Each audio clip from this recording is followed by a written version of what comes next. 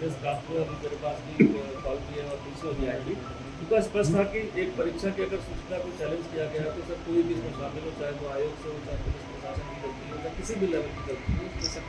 उसमें किसी को बख्शा ना जाए। उनको यही चीज़ अभी निकल के आई कि इसमें कोई भी संगठित गैंग या कोई पेपर लीक नहीं हुआ था, क्योंकि पेपर लीक उसे कहते हैं अगर वो 11 बजे से पहले कहीं भी सोशल मीडिया किसी के पास होता तो हम उसको पेपर लीक की श्रेणी में ले आते हैं। क्योंकि पेपर डिस्ट्रीब्यूशन के बाद उसकी एक फोटोग्राफ 3 पन्ने की फोटोग्राफ जो है एक पहुंची थी, और वो जिसके माध्यम से पहुंची जो परीक्षार्थी था उसको भी ट्रेस डाउन कर लिया गया है। जो उसकी सिस्टर के पास पहुंचा था वो हमारे पास पूछताछ में है। जो सॉल्व करने के लिए जिनके पास आया था वो यहाँ पर बैठी है, मैडम सुमन उनका नाम है। तो कहीं ना कहीं देखा जाए तो 3 या 4 लोगों के बीच में ये कड़ी पूर्ति पाई गई। इसके अलावा पूरे प्रदेश में या देहरादून में या अन्य जगहों से कहीं से भी कोई शिकायत उस स्क्रीन शॉट की जो हम कहते हैं कि स्क्रीन एक जगह पहुंचा तो वो कहीं भी अन्य जगह नहीं पहुंचा था। अब ये बात अभी पूरी पूछताछ में आ गई है कि इनको कहीं ना कहीं जब शक हुआ ऐसा कि कहीं ना कहीं इनको ट्रैप में लेकर 15-20 सवाल के क्वेश्चन पूछे गए, तो इनके द्वारा अपने सिस्टर को और उसमें शिकायत थाने को शिकायत करने की बात बताई गई, और उस पेपर को भेजा गया तो स्क्रीन शॉट भी ले ली कि कहीं ना कहीं को डाउट हो गया था। और इनकी एक छोटी सी कॉल रिकॉर्डिंग मुझे मिली है जिसमें वो उससे पूछ रहे कि भाई ये पेपर कहाँ से नहीं मिला। तो कहीं ना कहीं इनकी इंटेंशन उस गैंग के या कहीं उस चैनल में नहीं थी, लेकिन इनको किसी न किसी रूप में ट्रैप करके उस सवालों के जवाब लिए गए, जैसे कि मिल जाएंगे जवाब, और जिससे जवाब मांगे थे इनसे वो भी हमारे पास पूछताछ में है। अब पूरी बात ये आती है कि क्या जब ये चीज़ें ओपन हो गई थी सब 11:30 बजे 11:45 बजे और इनको भी डाउट हो गया तो इन्होंने एक एप्लीकेशन टाइप करी, उनके फ़ोन पर भी हमें टाइप 12 बजे के करीब की है जो थाने पर शिकायत को लेकर थी, लेकिन इनको पर्पसली रोका गया कि आप उसकी शिकायत ना करें, इसको अपने स्तर से देखा जाए। क्योंकि इतनी बड़ी परीक्षा है जहाँ छात्रों के पूरे हित जुड़े हुए हैं, और इस तरह की जो हमारा जो अभी जो भर्ती में उनकी साधनों की रोकथाम का जो अधिनियम पास हुआ, जो कानून बन चुका, उसमें 2 चीज़ें स्पष्ट है कि परीक्षा की शुचिता को लेकर अगर कोई अफवाह फैलाता है या कोई ऐसा कृत्य करता है कि उससे आम जनमानस में या छात्रों में कोई भ्रम की स्थिति पैदा हो, तो डेफिनेटली वो धारा अगर ऐसा किसी ने जानबूझकर किया है तो उस पर लागू होगी। क्योंकि जैसा अभी चेयरमैन साहब का भी जो आ गया था उसमें लेटर भी प्राप्त हो गया था, सोशल मीडिया का संज्ञान भी ले लिया गया था, इसमें एसआईटी का गठन भी कर लिया गया, प्राइमरी जांच में बहुत सारी चीज़ें आ चुकी हैं, विटनेस भी हमारे सामने और भी चीज़ें आ चुकी हैं। तो मुझे लगता है विदिन 1-2 घंटे के अंदर ये पिक्चर एकदम क्रिस्टल क्लियर हो जाएगी किस तरह से किस सेंटर पर, जैसे बताया कि बादल की क्या लापरवाही हुई थी, इंडिविजुअल लापरवाही थी, और वो कैसे यहाँ तक स्क्रीनशॉट के 3 पन्ने पहुँचे हैं, वो भी मुझे लगता है कि आने वाले 1-2 घंटे के अंदर क्लियर हो जाएगा। लेकिन मैं स्पष्ट करना चाहूँगा इतनी जांच हमारी जैसे एसटीएफ की यूनिट हमारी इंटेलिजेंस की है और हमने कर ली है, कहीं इसके अलावा इन 3-4 लोग के अलावा कोई भी इस लाइन में कहीं भी कनेक्टेड नहीं है, ना वो 3-4 पन्नों की जो स्क्रीनशॉट थी कहीं अन्य किसी के पास सर्कुलेट हुई है, ना फॉरवर्ड हुई है। तो डेफिनेटली सर इसमें अभी हमने केस रजिस्टर्ड कर लिया है इसका, और केस रजिस्टर्ड करने के बाद जो हमारे पास आरोपी है उनसे पूछताछ चल रही है, जो अन्य आरोपी जो उसका बेनिफिशियरी था उसकी तलाश में हमारी टीम ऑफिस पहुँच चुकी है। मुझे लगता है कि सुबह तक नेक्स्ट ब्रीफिंग में चीज़ों को सब क्लियर कर देंगे, और किस स्तर पर लापरवाही अगर हुई है, वो गलती से हुई है कि जानबूझकर हुई है, उसमें परीक्षा सेंटर का कोई कर्मचारी लिप्त है, हमारी कोई चेकिंग में कोई त्रुटि है या अन्य कोई चीज़ है, तो वो भी इसमें अकाउंट फॉर होगा। ये डेफिनेटली आपको अश्योर कर देंगे, और सख्त इसमें निर्देश है। 4 अलग जो आपने भेजा हो सकता है दूसरे का नाम, 4 अलग तरीके के, और उसमें जो चीज़ें आई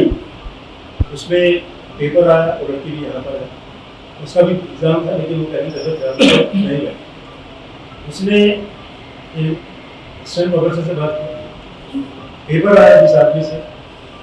वो आया, उन्होंने उनको भेजा, उसके बाद इसकी आंसर की बनी, उन्हीं लोगों ने उसको उसी नंबर पर उसको वापस किया, और जिसने जहाँ से दिया आपको उसके पास पहुँचा। 1-to-1 किसी पर्टिकुलर आदमी को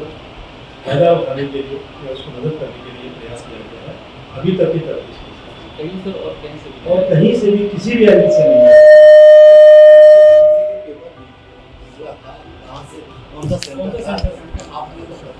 उस समय सेंटर भी हमारे पास है, वो भी हम आपको बता देंगे। अभी बाकी लड़की बता दें कि आपको किस सेंटर में है, तो पूरा डिटेल हम आपको बता देंगे। और अभी अब प्रश्न ये है कि जब वहाँ सिस्टम था, लैंगवेज था, वो क्यों आया, कैसे आया। एक महत्वपूर्ण पहलू जिस पर हम लोग अभी रात नहीं काम कर, हम जिसको मेन जो उसमें कल्पेट है उसके नज़दीक अगर वो जैसे हमको मिलता है, हम लोग लगे और उसके सारे एंगल अगर वो मिलता है तो चीज़ें क्लियर हो जाएंगी कि किसने मदद की, चाहे वो जनरल ने मदद की या किसी टीचर ने मदद की, किसी ने मदद की, वो चीज़ें फिर आसान हो जाएंगी। अगर वो आदमी अगर आपको मिल जाता है, जिस आदमी जिसने फ़ोटो खींची और क्वेश्चन सॉल्व करके दिया, उसने आज कहा वो बहुत जल्दी पकड़ पाएगा, हम लगे हैं उसमें और सारी चीज़ें क्लियर हो जाएंगी। हमारी कोशिश होगी हम रात में ही उसके तक पहुँचें और इस चीज़ों को फटाफट से हो, और जिस स्तर पर भी तो चाहे पुलिस के फ्रिस्किंग को लेकर के हो या फिर हमारे जैमर को लेकर के हो, तो हमारे फॉर्म जैम कर सकते हैं, इन्विजिलेटर को लेकर के हो, कॉलेज को लेकर के हो,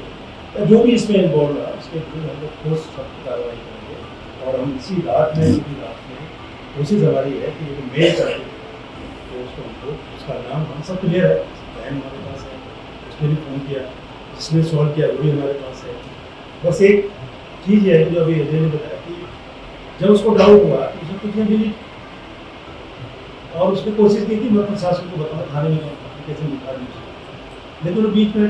ट्रैप हो गया या ट्रैप करा है वो अलग चीज़। लेकिन वो उसका कहना है कि मैंने अपनी बहन को, मैंने बहन ने कहा कि वो अभी बोले इस तरह की बात को कह दी तो काफ़ी इंतजार करता है। तो ये उस 1-to-1 इधर से आया, उसने बैक किया, बैक करने के बाद इसने किया ये महत्वपूर्ण जो हम रात को रह जाएंगे।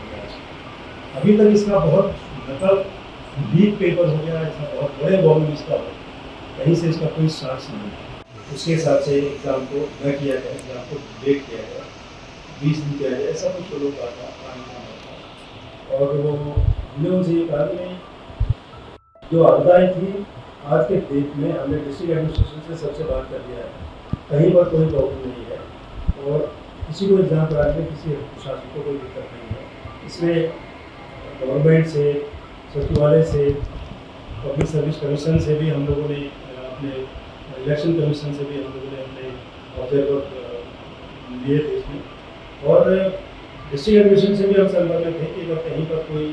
दिक्कत है तो वहाँ से अगर कोई फीडबैक आया तो उस पर निर्णय लिया जा सकता है। मेरे पास आए थे और हमने कहा अगर 19 तारीख 20 तारीख को कोई प्रॉब्लम होती है,